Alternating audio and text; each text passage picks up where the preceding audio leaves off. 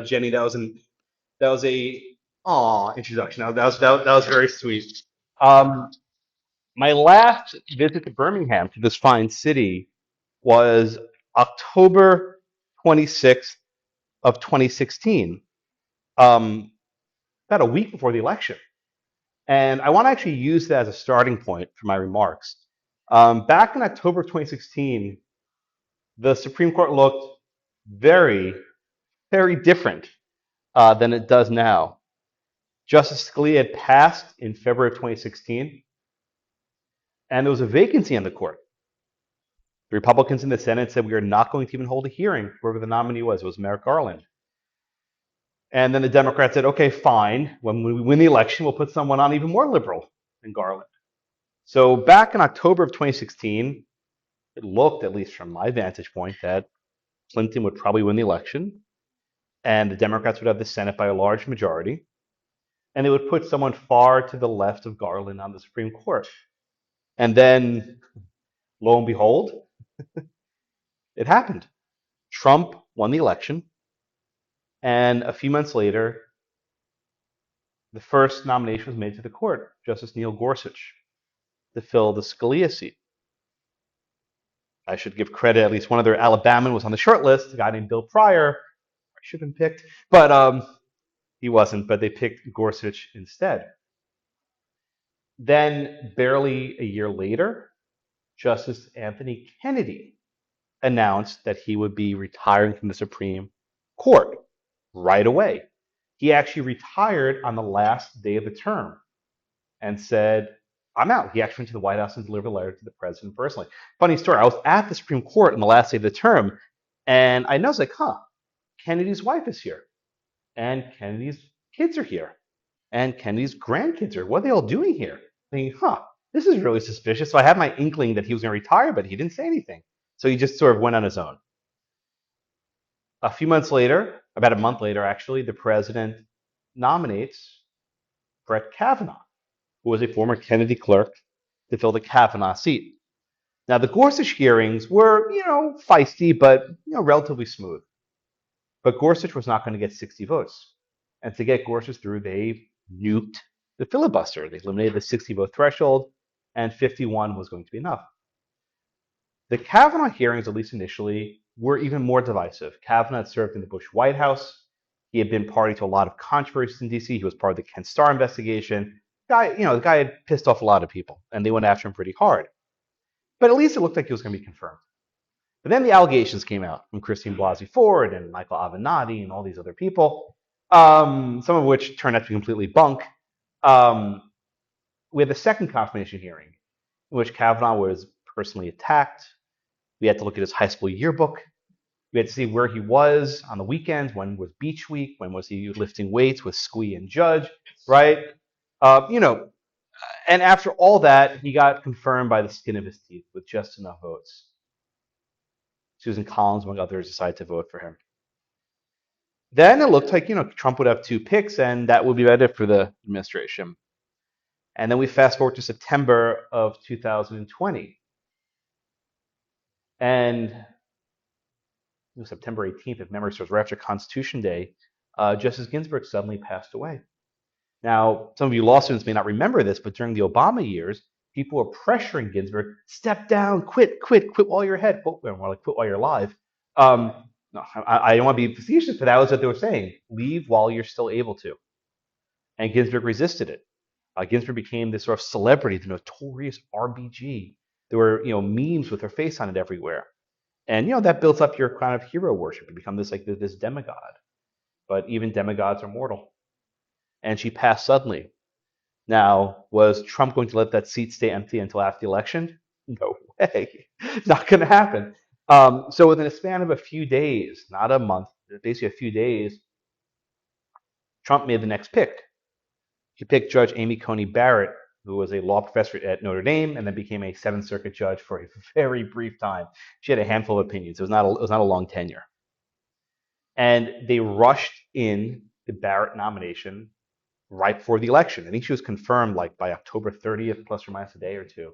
So right before the election, she was confirmed. And so the court, which, again, 2016, October, when I was here, It was a 4-4 court that leaned to the left because Kennedy would kind of go this way, but there were only 3 solid conservatives, at least on paper. To October of 2020, you now had six conservatives. If I can do an asterisk with my fingers, I can't, so I do the scare quote. 6 conservatives on the court. But do we actually have 6 conservatives on the court? Jenny's giving me a look. And that's going to be part of my talk today, right? I mean, Jenny gave me a lot of things to talk about. I hope I hit all of them in my limited time here. But when I think about the current Roberts Court, it's not this monolithic conservative court. The way I approach it is what I call a 3-3-3 court. That is, you have the court's 3 liberals, Breyer, Sotomayor, and Kagan, and their votes are pretty darn predictable. It's a very rare case like, I didn't see that vote coming from one of them. And when it counts, when it's a case that counts, there's not going to be any sort of doubt. Then you have the court's 3 most conservative members. You have Justice Thomas, who is like a rock. He's going to do what he's going to do. The floodwaters could come, he'll still be doing what he's going to do. And you have Justice Alito, who's becoming, I think, a far more conservative jurist later in his age. He's handling, as we'll get to the abortion case in a minute, he's handling all these very high-profile issues on religious liberty and abortion. And then Justice Gorsuch is basically a mixed bag. He's like the Forrest Gump justice, like a box of chocolates. You never know what you're going to get with Gorsuch, right? In some cases, he's to the right of Attila the Hun. In other cases, he's, lining up for Pride Month, right? He's very hard to pigeonhole. He truly is. But I think profoundly, though, what I like most about Gorsuch is he doesn't care what people think of him. He's completely immune to criticism, especially from me, right? So I criticize him quite a bit. He's completely immune to it. And I think that's a good attribute for any judge. Judges have life tenure for a reason, so they are immune from this sort of public sentiment. So again, Thomas could not care what people think of him. Alito could not care what people think of him. And Gorsuch could not care what people think of him. So these are, in my mind, like the most backbony justices, right, who will simply follow the law where they see it going, whatever the consequences may be. And then you have the other 3. Remember, 3-3-3. You have the other 3. And they don't have the same sort of steely backbones, right? So you have the Chief Justice. And Roberts, in his own way, does have, fortitude, right? He profoundly believes the court must be this apolitical institution. He profoundly believes that. But the way he achieves it is completely backwards by making these partisan rulings, right? By going the opposite of what the law achieves to make it look like everything's balanced, right? He tries to always, like Thanos, trying to always go down the middle, trying to have everything right down the center. And in the process, he just emits this message that we're going to be a court that balances things like you're a political body. And then you have Justice Kavanaugh, right? Who was not my first pick or my second pick or my 12th pick, right? From the list, he would have been towards the bottom. But Kavanaugh is very much a product of D.C. He grew up in that environment. He worked in the Bush White House. He worked in the Ken Starr Commission. Politics is in his blood, and he can't get away from it. I think intrinsically, Kavanaugh likes to be liked. Don't we all? I really don't care if anyone likes me. It makes no difference to me, which is why I'm so good at my job. Thank you. I don't need the applause, though. So I mean that, right? But I think Kavanaugh likes to be liked, and he was always a very well-liked guy. But the confirmation hearing, when these people came at him and attacked his family and attacked his friends and attacked his faith and everything about him, I would think that would steel you. That would make you say, okay, you know what, guys? I don't care about you guys anymore. But I don't think it has. Right? I still think Kavanaugh still likes to be liked. And I don't know how much that affects his jurisprudence, where, if there's some ruling that might be really unpopular and really conservative, Kavanaugh sort of pull back and say, let's pump the brakes. And then you have Justice Barrett. She was a law professor for about 15 years. I only met her once or twice, so I don't actually know her. A lot of people I know her well. I just don't have any connection to her. She just wasn't involved. Just fun fact, she never went to a FedSoc convention. Jenny mentioned the National Lawyers Convention. You ever see her there, Jenny? Never there once, not one once. She wasn't even a member for like 8 years. Membership lapsed. It was like $25 a year, $50 a year. $50 a year. She even paid for membership dues. She started paying again when it became useful. But she wasn't even a FedSoc member for the longest time. So I don't know who the hell she is. I just have no idea. I have no idea who she is. She never wrote any books. handful of articles. I wrote more than her. I'm not comparing, but like the amount of scholarship she had was on the left tail of the Notre Dame output. Just I have no idea who she is. She's extremely personable and charismatic. I mean, if you meet her, you feel like she's you're her best friend. But I just I don't know who she is. I have no idea why she became the nominee. She was a circuit judge for 5 seconds. I just don't know. But maybe there's a demographic issue. They needed a woman. I don't know. But that's why with Barrett, I just don't know where she is. But in the last 2 odd years she's on the bench, she's been a heck of a lot closer to the Roberts Kavanaugh median than to the Thomas Alito poll. Right? It's not to say that Barrett's a moderate. Don't get me wrong. But in the current court, she's the median. She's towards the middle, wherever that middle is. All right. So how does this manifest itself? There have been a number of cases in the past year or so where the court's three conservatives have actually been very critical of Kavanaugh and Barrett. Right? I'll just give you a few examples. There was an excessive force case last year in which the Supreme Court ruled in favor of a prisoner. Okay? And Alito, Thomas, and Gorsuch wrote that the judges in the majority, quote, were unwilling to bear criticism. Right? This was like a George Floyd type case where the police held the guy down with a knee on the back. So the optics were there. And the dissenters wrote that the majority is unwilling to bear criticism. Wow. In another religious liberty case, Fulton, the city of Philadelphia, you probably heard of it, Thomas, Alito, and Gorsuch wrote that Kavanaugh and Barrett lacked the, quote, fortitude to overrule Employment Division v. Smith. Fortitude, I mean, that's a very strong word to use. And there were similar fissures in other cases. More recently, we have the Shadow Docket, right? You're this, ooh, right? Yeah, it's like Ghostbusters, right? Who are you going to call, right? The Shadow Docket. It's nonsense. Stop using this term. I hate this term. It's the emergency docket, right? Every court has an emergency docket. There's some law clerks here. You have an emergency docket, yes, for death penalty case and otherwise. Every court has an emergency docket. This is nonsense, right? Shadow means it's like in the shadows. All the opinions are published. They're on the website within 5 minutes, right? These are published opinions that any human being can read.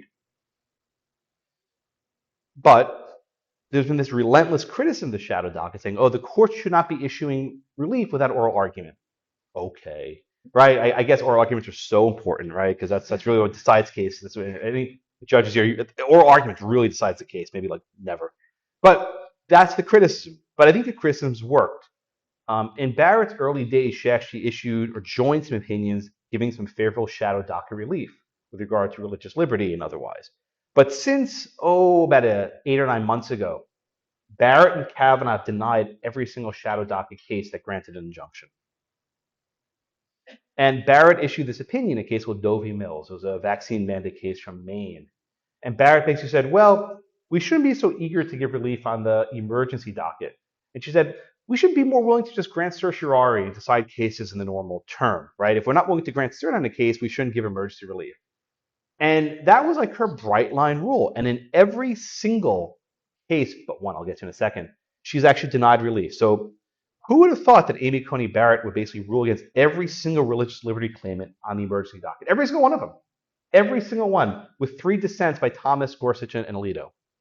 Except for one. Texas enacted the social media law, which I'm sure a number of states have very similar regimes, that basically prohibit viewpoint discrimination on Twitter and Facebook and other platforms. The Fifth Circuit entered basically an injunction to bar the law. Right? The district court said the law is unconstitutional. The Fifth Circuit said enjoin it.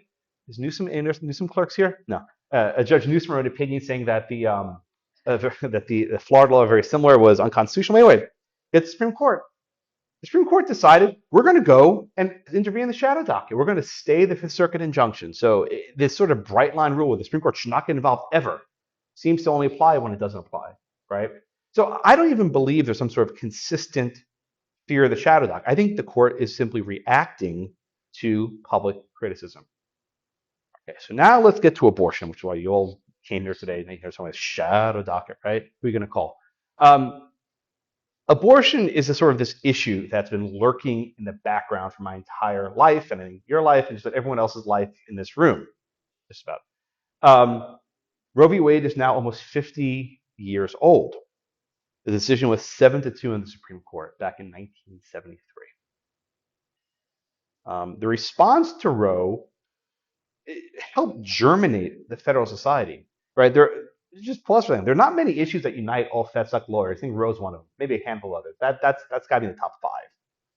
But the reason why this sort of intellectual movement has been cultivated for 4 or 5 decades now is largely Roe. And despite having a number of Republican presidents, we keep appointing judges who reaffirm the precedent. O'Connor, Kennedy, Souter, Roberts, I can go on. So do we add the names Kavanaugh and Barrett to that list?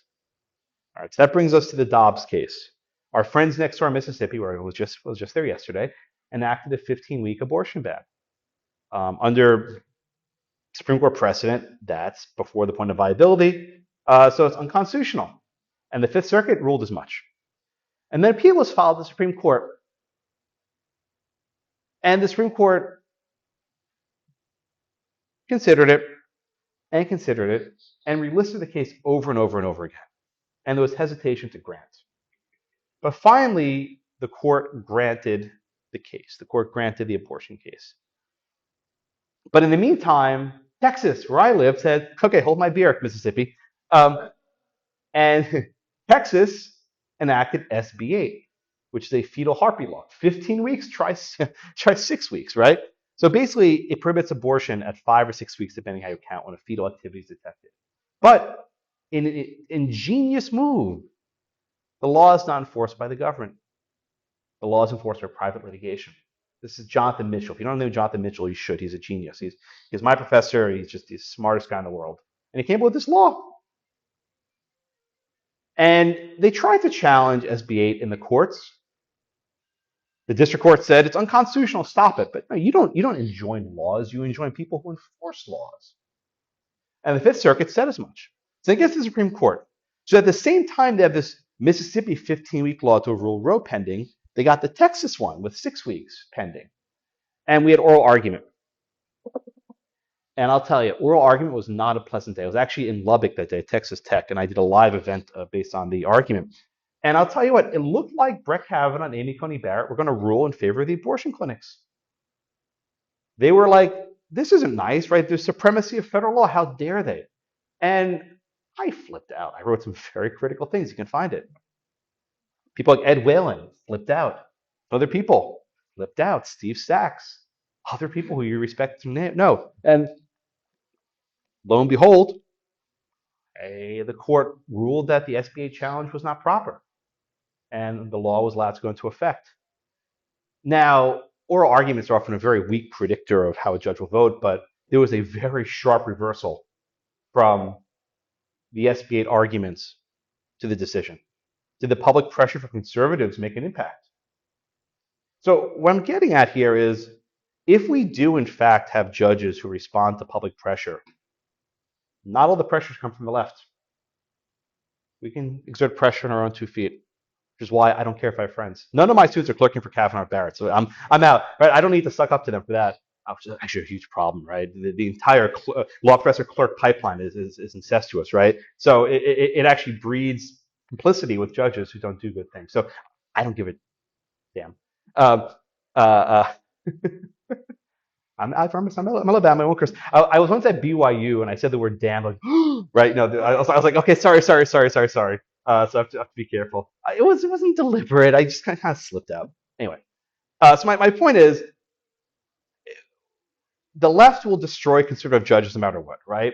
When Brett Kavanaugh, when his story's written, the second sentence will be Christine Blasey Ford, right? When Clarence Thomas, his story's written, the second sentence will be Anita Hill. Doesn't matter what the guy did.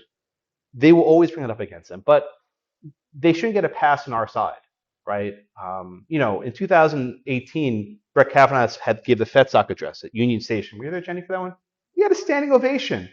I was thinking to myself, what has he done to earn a standing ovation other than get confirmed, right? You get a clap when you do something that deserves a clap.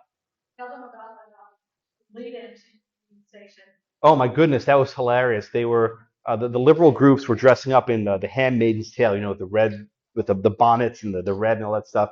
They had a video truck playing the Blasey Ford testimony outside Union Station. That was scary. I mean, I don't want to make light of it. 'Cause I feel almost bad criticizing Kavanaugh. The man had an assassination attempt, for crying out loud. My goodness, someone tried to kill him, and like nothing, no one cares. Like, all right, let's go talk about January 6th some more, right? I'm not joking. The day this happened, the New York Times, this was story number 16, right? There was stuff in Jurassic World above Brett Kavanaugh's assassination attempt. Jurassic World Part 15 million, right?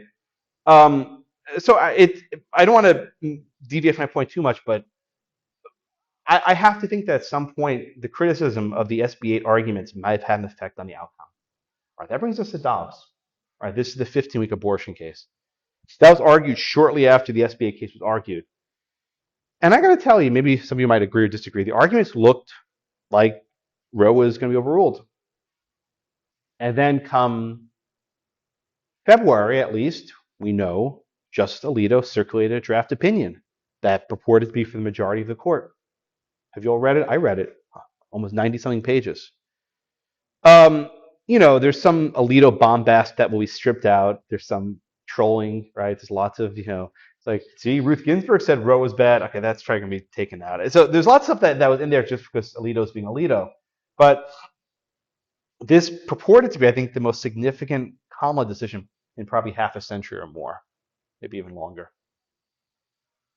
Now, we shouldn't know about this.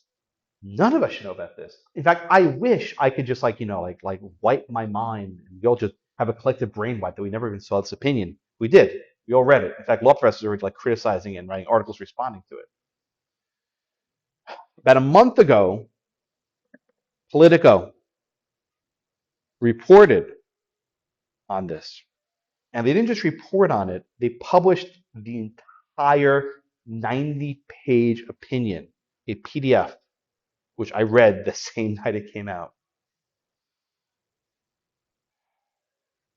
And now we've entered the next phase of pressuring on the court.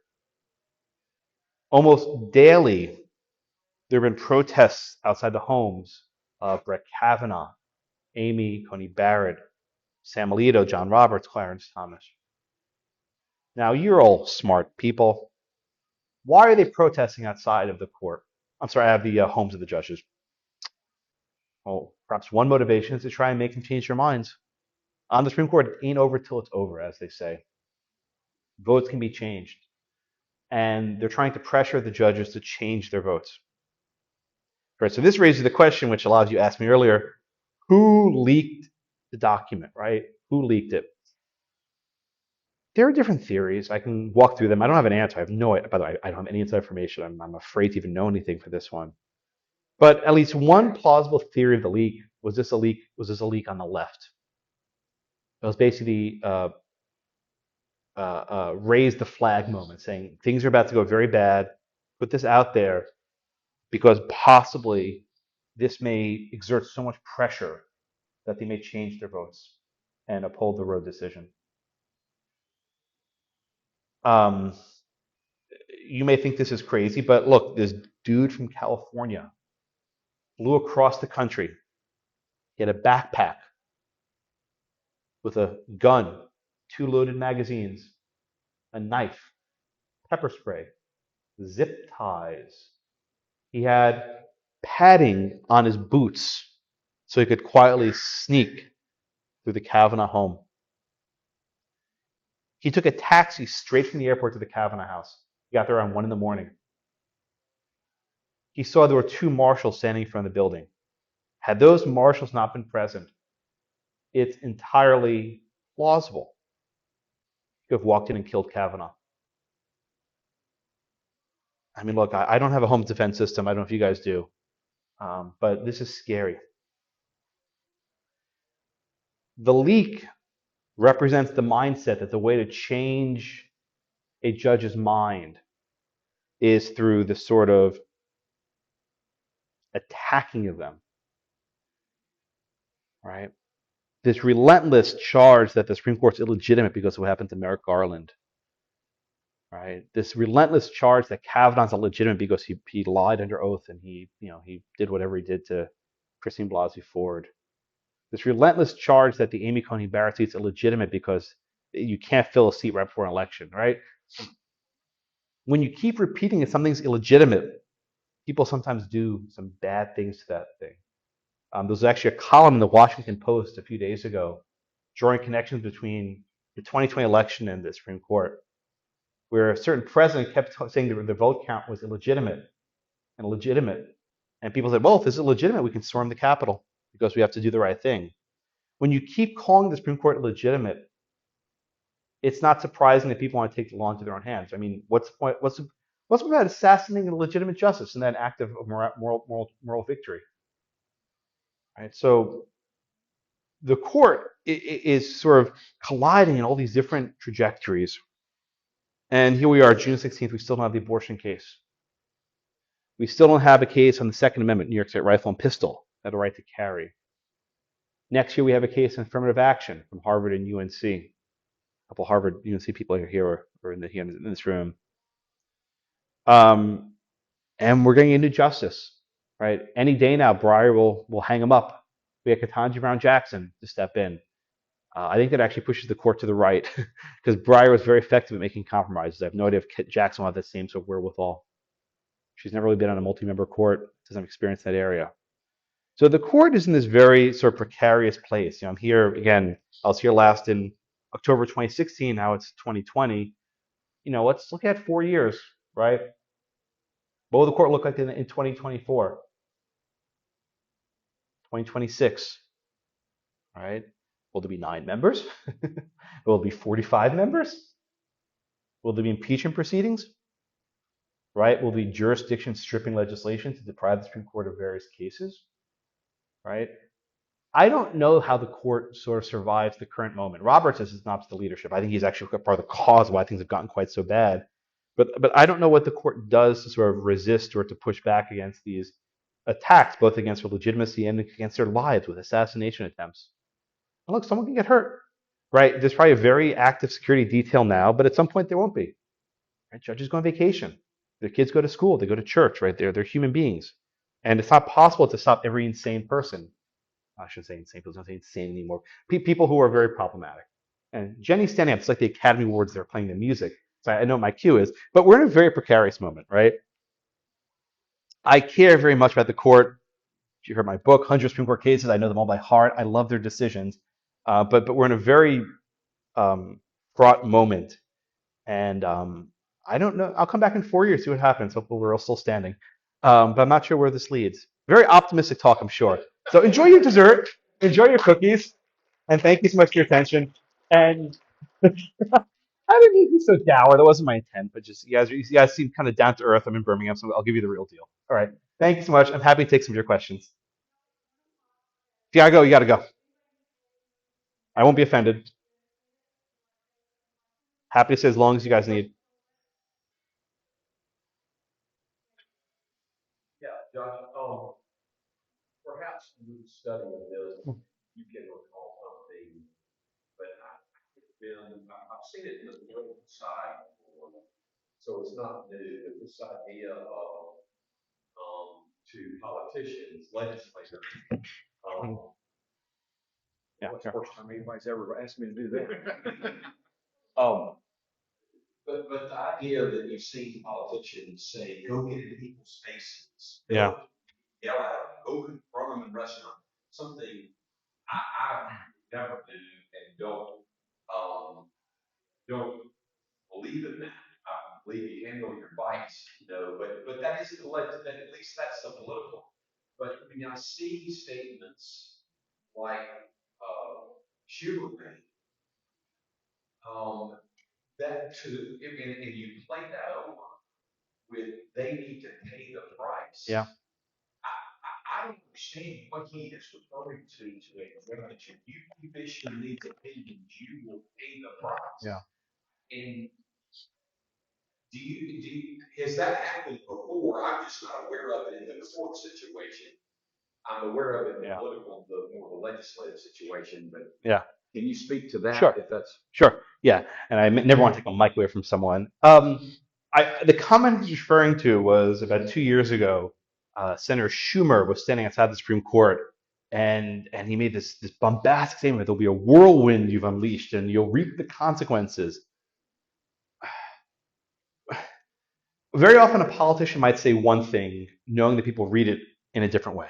Right? This is how politicians work. Trump was very good at this. He would say one thing, but knowing people would take another message away from it.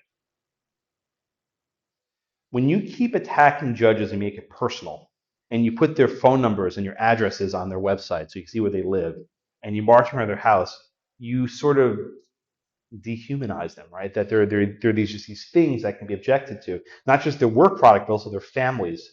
Look, Justice Barrett is a young kid with special needs, right? The loud banging noises is not something that's good for this child's development. Every day, they have to move out of the house, they have to go somewhere else.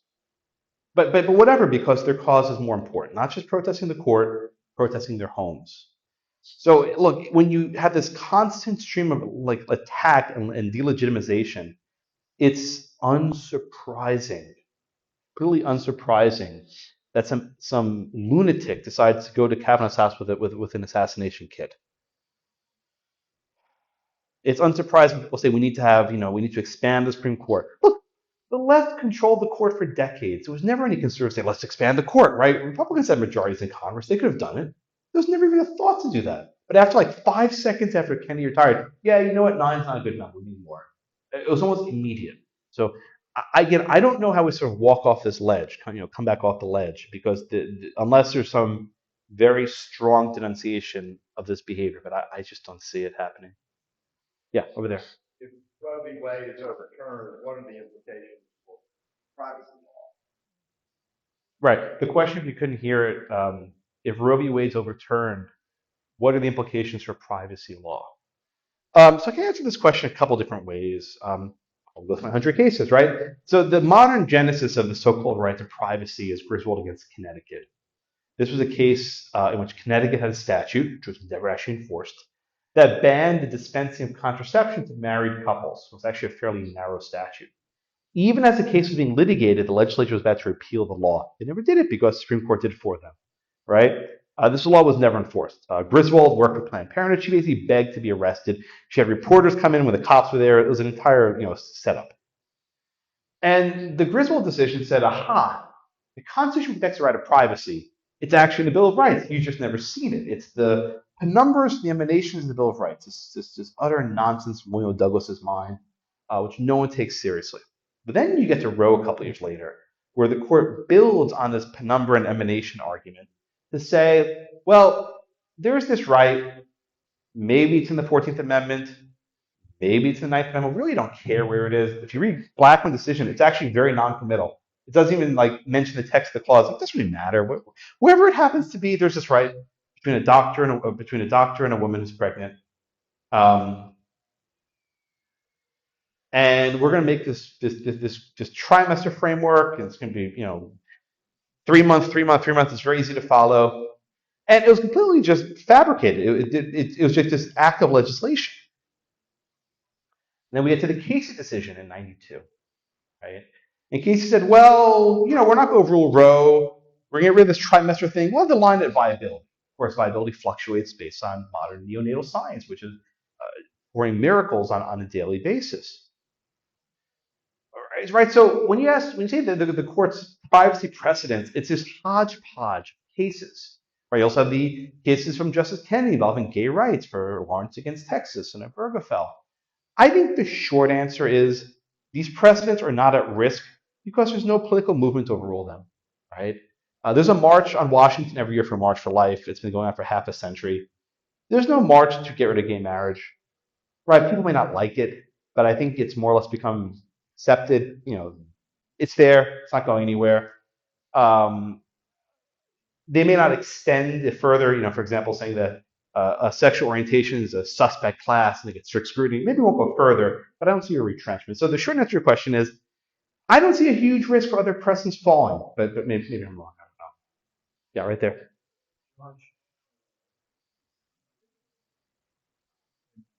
one of the reasons the Supreme Court is in the present state that's under assault is because 50 years ago with Roe, just as an example, they reached out and grabbed something out of the democratic process.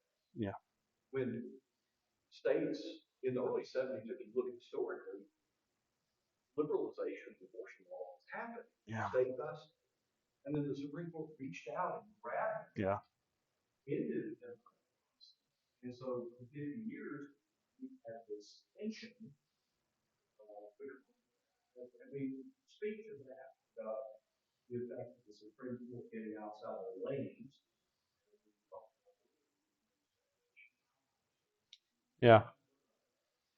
Right. I mean, this is a point let me answer a little bit differently.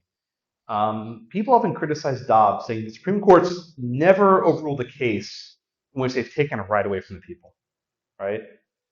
But what is the most basic right? It's not a right to abortion, not a right to contraception.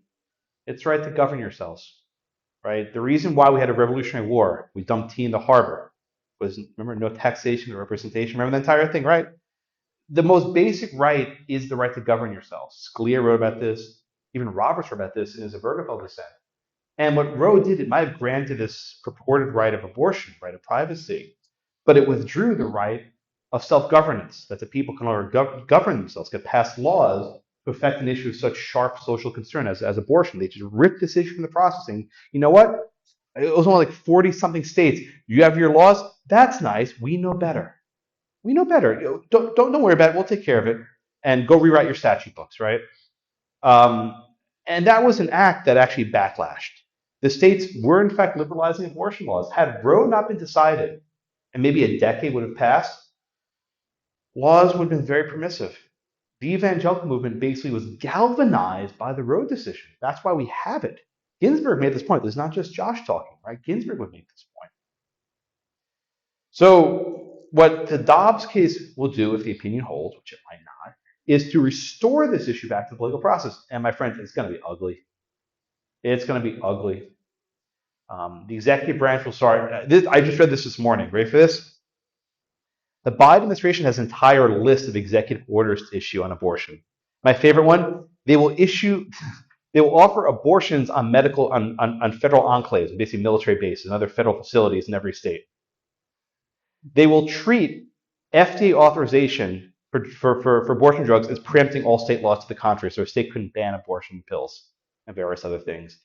They will allow doctors to perform abortions on federal facilities, so their law licenses can't be suspended. They'll declare a state of emergency, which will basically preempt all contrary state laws on abortion. They'll allow the DOJ to basically try and block states from prosecuting. I mean, there's going to be an entire raft. So the abortion debate will simply move from arguments about religious freedom and due process to federalism and the Administrative Procedure Act, where it's going to shift the litigation. But at least elected representatives, the president, will do it. Because you have a different president in 2.5 years, maybe he'll choose a different path and say, no, we will not be performing abortions on military bases. Thank you very much. Right? I don't know. We'll see. Yeah, Jordan, yeah.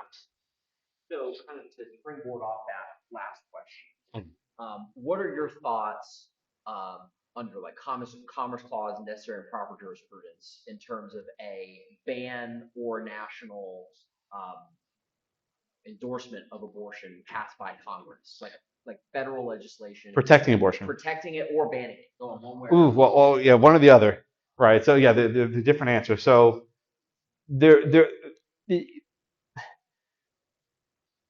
I'll take the banning one first, right? Could Congress ban abortion under its federal powers, right? So there are two possible fonts of power. There's the 14th Amendment, and there's also the Commerce Clause and Necessary and Proper Clause. As an originalist, which I think a lot of us are, I would say that Congress does not have the power to prohibit local abortions. That's not commerce. It's far beyond federal power.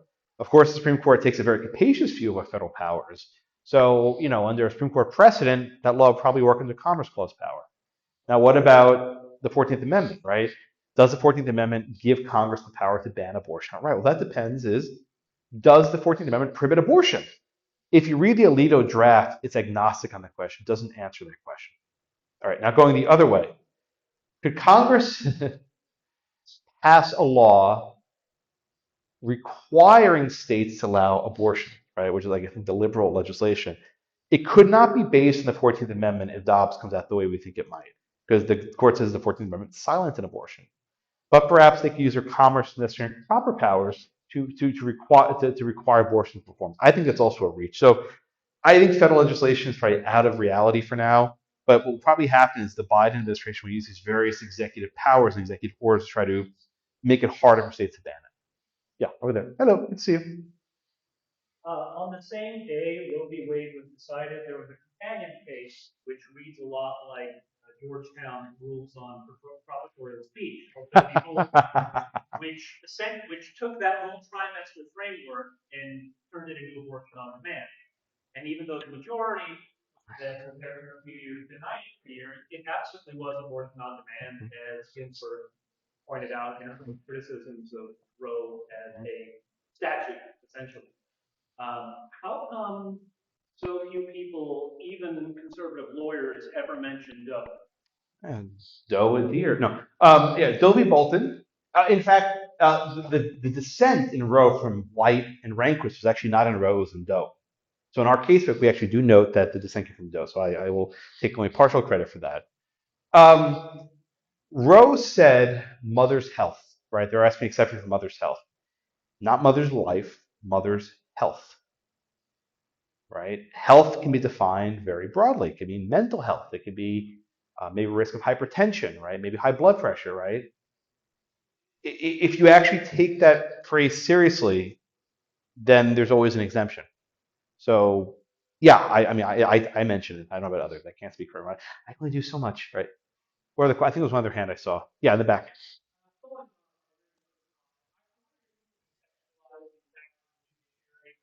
Now, in terms of our multi-decade sort of struggle under ideology of the judiciary, you can trace these things back a long way.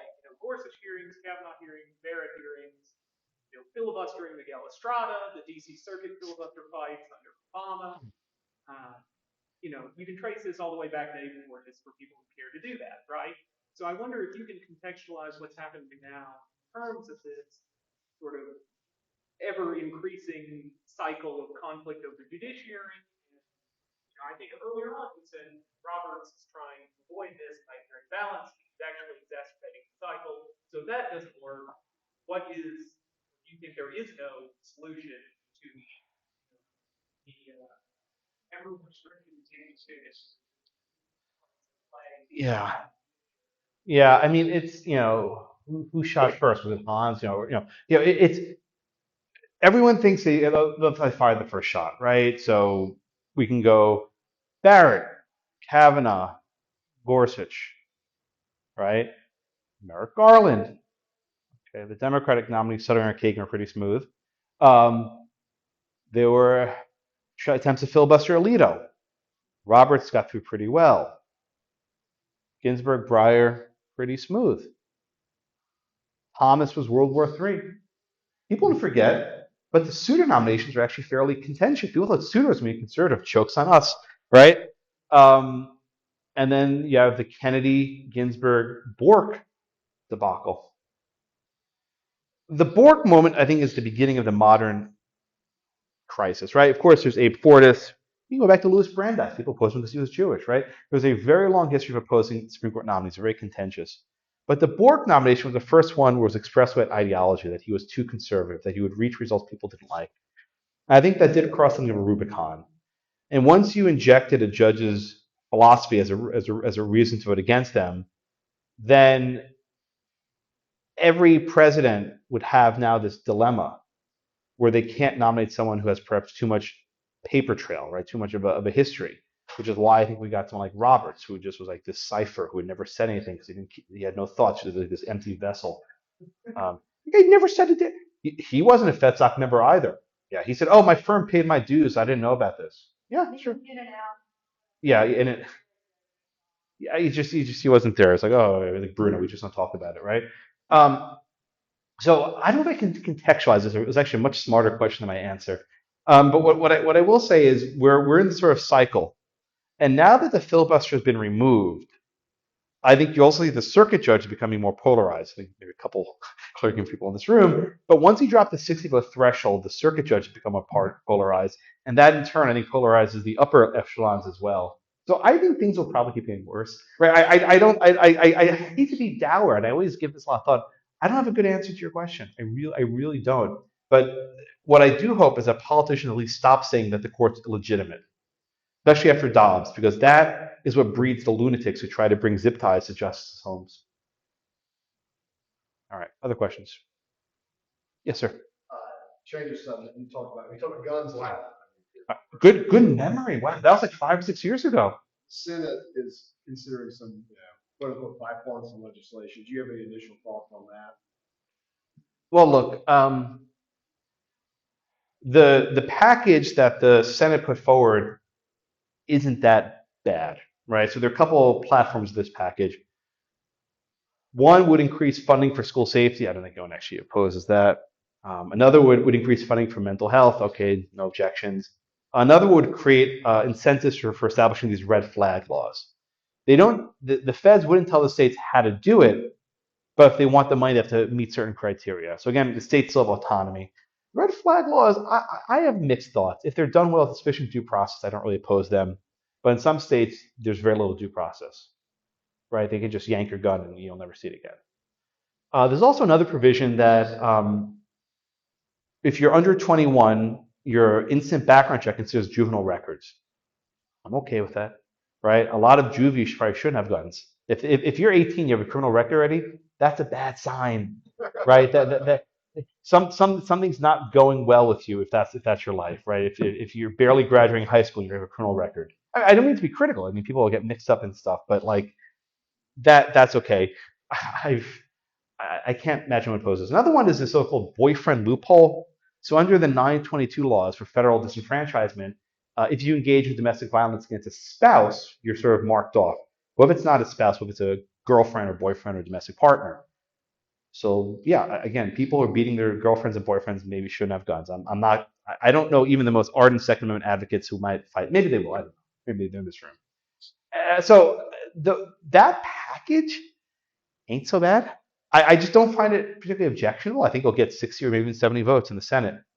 Now, if they want to go out and ban rifles under 21, then we have a problem. In fact, there's a Ninth Circuit decision in the last month or so, just before Buffalo, holding that the Second Amendment protects the right of 18-year-olds to buy a rifle. If that decision came out like a few weeks later, it might have been a little different. I don't know. That's where we are. Thank you. Good memory. I was just a while ago I did the gun talk. What else? All right. Thank you, Alabama, so much. It was a pleasure. I'll see you guys next time.